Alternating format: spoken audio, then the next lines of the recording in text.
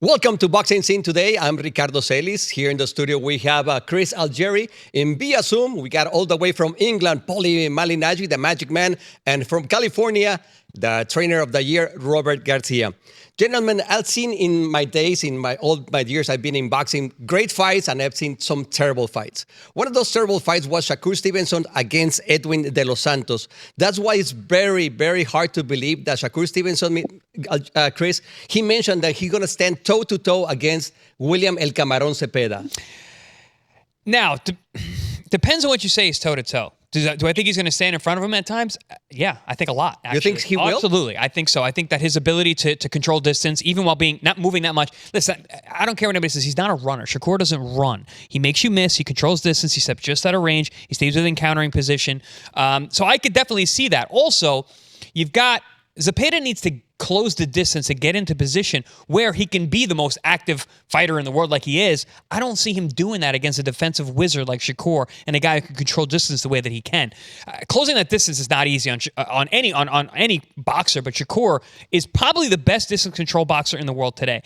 I don't think he's going to need to be circling around the ring, staying away from Zepeda that much. I also think that Shakur is actually the bigger man in terms of physical size. And we saw that with Tevin Farmer. He didn't run around the ring. He didn't need to. And he's a smaller man than Shakur. The issue for me is going to be Shakur's hands. If he has hands problems going into the fight or hurts them during the fight, then we could see a position where he's going to be moving a lot more, maybe more than we would think. But yeah, I think he actually could stand in front of Zepeda and disarm him, almost similar to the way he did Oscar Valdez a bunch of years ago. I think it's a tailor-made style matchup for Shakur. Oh, that's interesting. Paulie, what do you think? I think we got the wrong panel if we were here to criticize Shakur Stevenson, right? Because as far as me and Chris, we were boxers and distance control kind of guys as well, so we kind of understand what Shakur's mentality is going to be. I'll say this: people tend to blame the boxer when the fight becomes dull and when the fight starts to slow down.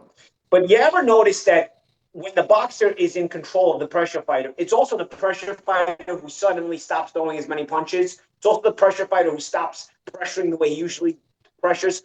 I want to see if this fight does become dull. Is it going to be because you think Shakur Stevenson is running around, or is it going to be because Shakur is just on the string of the distance? Because Shakur rarely runs. And the Dos Santos fight, he ran a little bit. I'll give you that, Ricardo, because I think he hurt his hand in that fight. But I think when Shakur is healthy and he's staying on the string of distance, he's picking you off, and everything you do, he's got an answer for with a punch in your face or a punch to your body. And all of a sudden, before you know it, you start to get gunshot. Even pressure fighters, you start to get gunshot. So if Zepeda, who's coming off maybe the PTSD, he got dropped by Farmer as well with a shot he didn't see. If he starts getting picked off with shots because he's pressing so much, and he starts to get picked off consistently with shots, and he diminishes his pressure, who does the blame go on? Does it go on Shakur for not upping the ante and trying to go stop him? Or does it go on Zepeda for diminishing his pressure that he usually brings?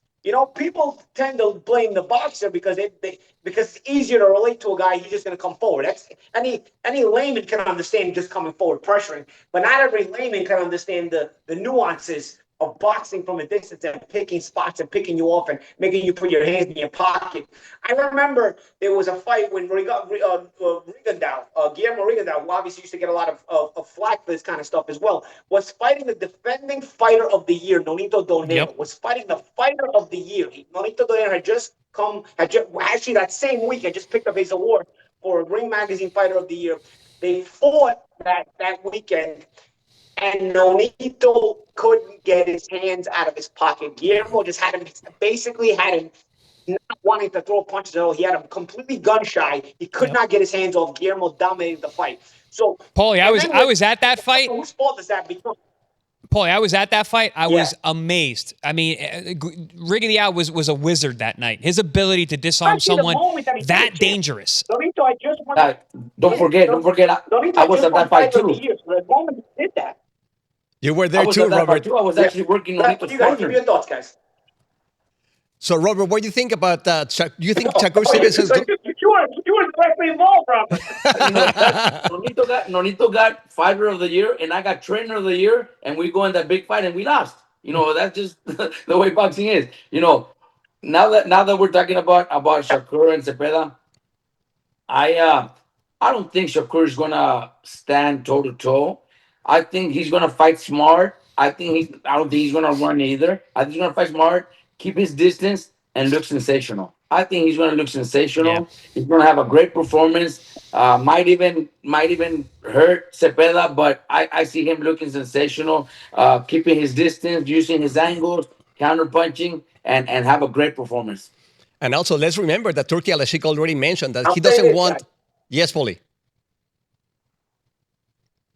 Paulie? I'll say this, guys. Yes. If you start to see Shakur moving a little too much, you start to see Shakur moving a little too much, it is because he's having issues with his hands. Shakur only moves too much when he has issues with his hands, and then he has to kind of pick more spots. And that's hard. For me, it's hard to criticize because I had a lot of hand injuries in my career. And the only way you win a fight when you hurt your hand is you have to deaden the fight. Because a fast pace and you have one hand, you cannot win that fight. You cannot get into exchanges when you're a one-handed fighter. You have to pick guys off at a distance and stay out of range and stay in range. If you have two hands, you can get into exchanges. If you have one hand, now you have to win the fight without exchanges. That's a problem as far as excitement value. But once you hurt your hand, that's also the only way you're going to win the fight. So it can be appreciated for somebody like me because I know how difficult it is to do.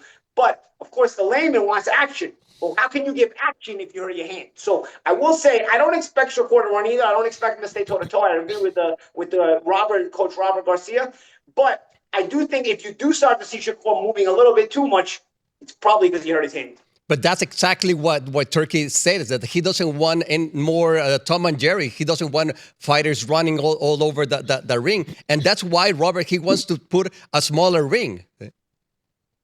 Well, when you do have a smaller ring, right away you know it's because you don't want the fight to be the boxer to box all around the ring and wants to make it a closer fight. Where there's more action. That's simple. That they always do that. Promoters always do that. If they have a big ring, that means you want a boxer to win, and that's the way it works. But I don't. With everything going on, I don't think Shakur is gonna be running around. I think Shakur, even if he is to have hand injuries, I think he's still gonna look to stay not in the pocket, but stay with angles around Cepeda, counter punch him and touch him. Just have a good performance. I think he knows and he owes it to the boxing world that he has to give everybody a very good performance, and I believe he's gonna do it. Chris, what do you think about that? Tom and Jerry, that Turkey doesn't want that. Well, I don't think I said earlier. I don't think Shakur fights like that anyway. But in terms of the smaller ring, I was a boxer and I trained in a smaller ring and I fought in a small ring quite a bit. A small ring shouldn't matter to a boxer.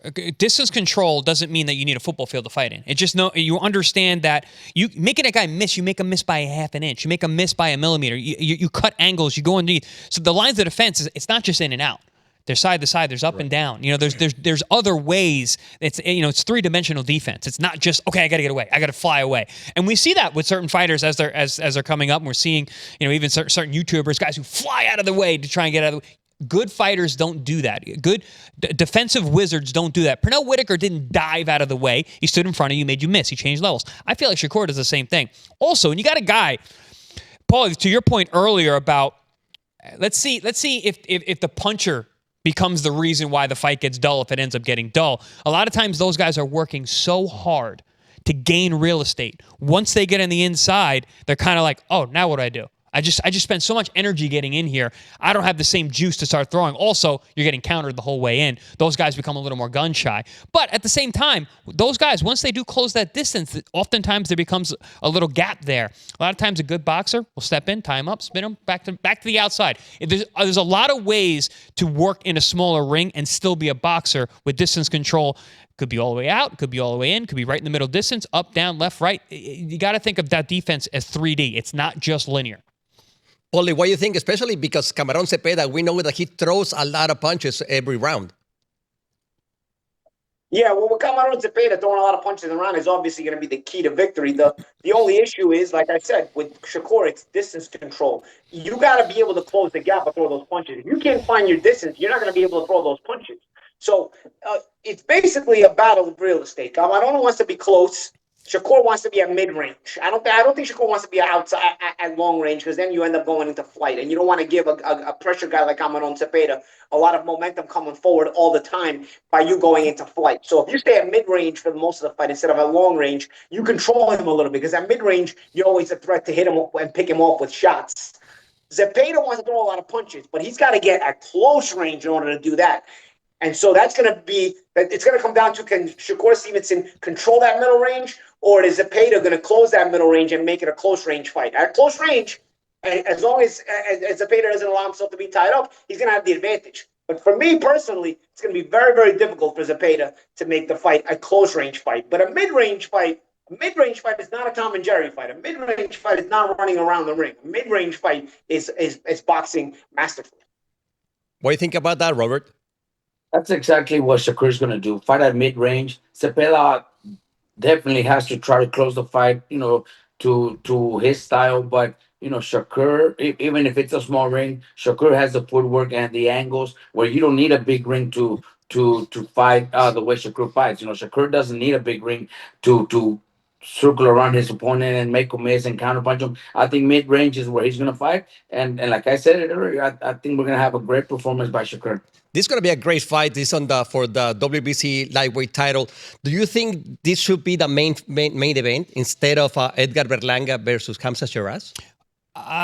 Listen, in terms of what the fight means, yeah, in terms of the magnitude of the actual fight and what it means for the rankings, yes, it's a bigger fight. But in terms of entertainment value, that's where I think that Turki Elchik is placing this card the way it is. You got two big punchers at heavyweight, bigger guys, two guys who are knockout punchers. Shiraz, is, even though it's a new weight class, he's a puncher. He's very, very long. Berlanga obviously is a power puncher. So I think the idea there is that, all right, we want to make our main event to be very exciting. If you look back at the Times Square card, essentially the best fight on the card was Teofimo Lopez, and he was the third one down. So now you're getting a little bit of a swap, and it's based on the fact that I think that Turkey's trying to make for a more exciting main event. Obviously, we're seeing the back and forth between these two. But in terms of the magnitude of the fight, yeah, the Zepeda-Shakur fight is a big one we've been talking about for a long time. But I just think the mindset here is to make sure that it's entertaining. Robert, what do you think about that? I'll also add this. Yes, Paulie. Edgar Berlanga is a New York fighter. Right. So That's this true. fight is in New York. Edgar Berlanga being a New York fighter, that also comes into play as far as the excitement value, and he may be the biggest ticket seller on the show. Yeah, I think Paulie just said it. That's what I was gonna say. You have a local guy that has a big name too, especially there in New York. So I think Berlanga, Shiraz, deserve to be the main event. Even though Shakur and Zepeda, yeah, it's a world title fight, and Shakur is in pound for pound one of the best in the world. I do believe Berlanga and Shiraz deserve to be the main event. Right now, we have a really good talent at 135 pounds at the lightweight division. We have Raymond Muratalla, who's the IBF champion. We have Tank Davis, who's the WBC the WBA champion. I'm sorry, and Shakur Stevenson, the WBC champion. Who do you think is the best 135 pounder right now? Well, we also have Floyd Schofield, who just blew onto the stage by blasting out Tevin Farmer, something that Zepeda spent 22 rounds to try and do and had a lot of trouble with. So you got to put him into the mix too. Abdullah Mason is another one who's coming up. It's a lot of young, really talented guys. But for me, when I look at the landscape of that division, I think about these younger, less known guys maybe in the critical space, the Muratayas, the Abdullah Masons, the Schofield, and then you got kind of Shakur and Tank, who are they're like superstar guys. They're kind of like above the next rung, and you're going to see them more in super fights making big money. I don't see a Tank Davis giving Floyd Schofield the shot at this point. He's looking for the mega paydays. And Shakur, I think, is kind of in the same vein. This fight is very deserving, but we'll see. Paulie? I'm not down for all that Hollywood crap, guys. I'm not down for all the Hollywood shit, guys. I'm sorry to tell you. The lightweight division is chock full of talent. They have to fight each other. I don't want to hear superstar guys and these guys are young on the. Yes, I know that's what they do. I'm not enabling it. I'm not talking about it. I'm not saying that What you do in boxing is fight the best available contenders when you're a champion. You don't Tank Davidson, you don't Canelo Alvarez. You can't set this tone for all of boxing now. We've seen Tank and Canelo do it consistently for a while. I don't need the rest of boxing to start doing this. This lightweight division is very, very good. These guys all should fight each other, and it would be great for boxing if they all do fight each other. And I think the best lightweight, to answer your question, Ricardo, I think the best of the lightweight division right now is Shakur Stevenson. You just said it. Tank Davis is in there.